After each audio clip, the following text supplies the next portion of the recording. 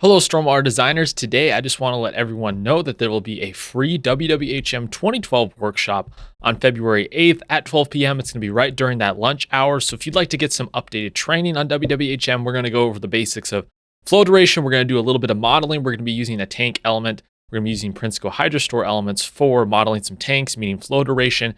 And of course, at the end, we'll be taking questions from you guys about WWHM 2012, the software, and anything involved with stormwater design and hydrologic modeling. So if you're interested in joining this free workshop, just go to the link in the description and the pinned comment. It'll take you to a registration page. It's 100% free so that you can sign up and then get alerted when that workshop is. And then you can join us on February 8th at noon. We'll be doing that presentation there. Like I said, bring your best questions. We'll be answering questions during the workshop as well. And we just want to provide some good free material and give out some information on WWHM 2012 and how to model in the software. So if you're interested in that, go to those links below, sign up for 100% free, and I hope to see you guys at the workshop.